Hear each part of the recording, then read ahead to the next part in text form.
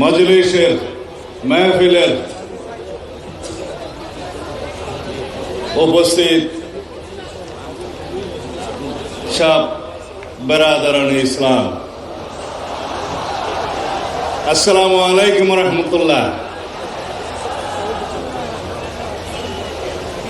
আপনারা যে শান্তিপূর্ণ সমাবেশের আয়োজন করেছেন এবং শান্তিপূর্ণভাবে আজকে এখানে সবার বক্তব্য শুনছেন, মুগ্ধ হয়ে গিয়েছি।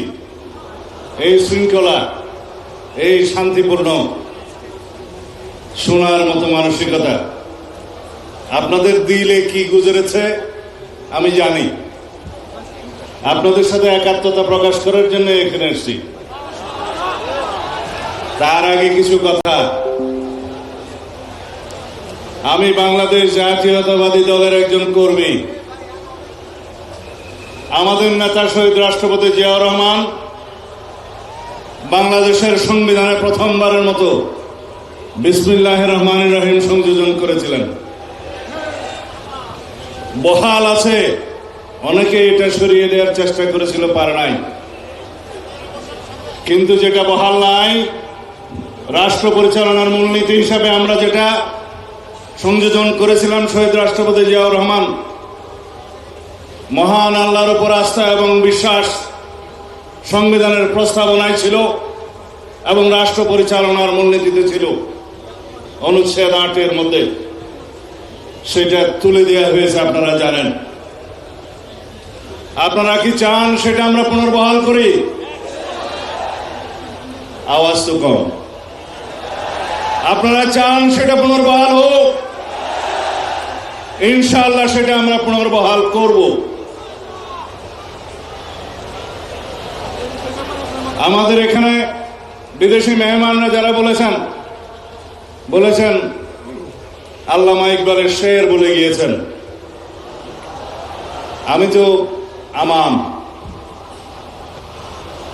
আপনারা শুনেছেন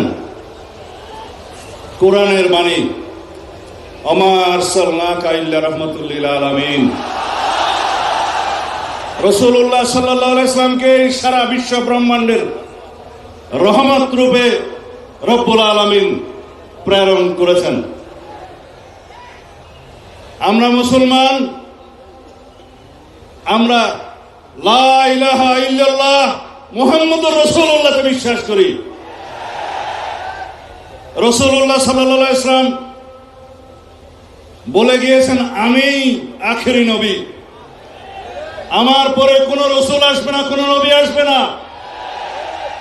যদি কেউ এর পরে কেউ দাবি করে থাকেন, নিজেকে নবী ঘোষণা করে থাকেন, তাহলে তিনি রাসূলুল্লাহ সাল্লাল্লাহু আলাইহি ওয়াসাল্লামের এই বাণীর মধ্যে নাই।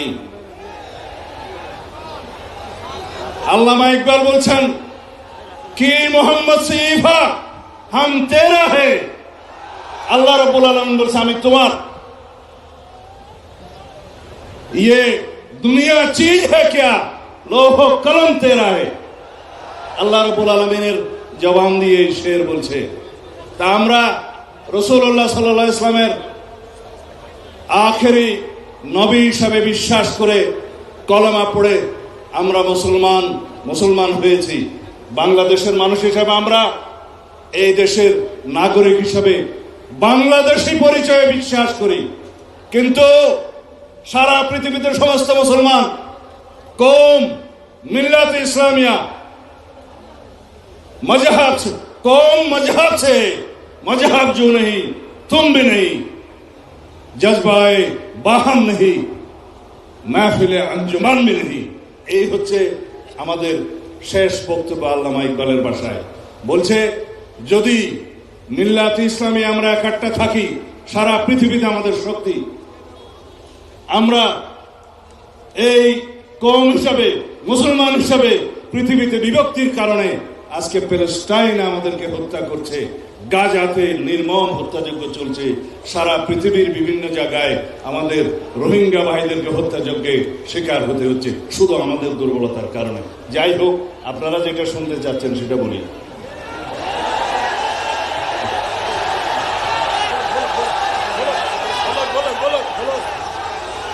ইনশাআল্লাহ যদি বাংলাদেশের রাষ্ট্র ক্ষমতায় সরকার পরিচালনার দায়িত্ব আল্লাহ রাব্বুল আলামিন আমাদেরকে দেয়,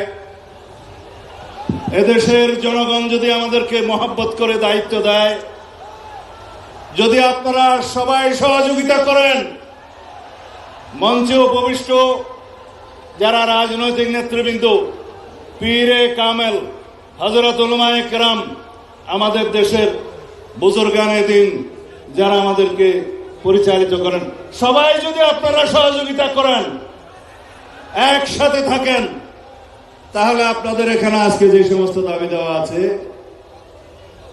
আমরা সকল দাবি দেওয়া এই প্রস্তাবের পক্ষে ইনশাআল্লাহ। কানুনি ব্যবস্থা আমাকে শেষ করতে দিবেন তো, আমাকে শেষ করতে দিবেন তো। কানুনি সকল ব্যবস্থা জাতীয় সংসদে আলাপ আলোচনার মাধ্যমে গ্রহণ করা হবে ইনশাআল্লাহ। এই জন্য সমগ্র জাতিকে ঐক্যবদ্ধ থাকতে হবে। যাই হোক, আপনারা যে ভাষায় আমাকে কথা বলতে বলছেন সেটা আইনের ভাষা না। আইনের ভাষা হচ্ছে এগুলো কার্যকর করার জন্য, এই প্রস্তাব গ্রহণ করার জন্য সবাইকে ঐক্যবদ্ধ থাকতে হবে, জাতীয় সংসদে সবাইকে ঐক্যবদ্ধ থাকতে হবে এবং সারা বাংলাদেশের মুসলমানদেরকে ঐক্যবদ্ধ থাকতে হবে। আমরা ইনশাআল্লাহ আপনাদের এই প্রস্তাব গ্রহণ করব।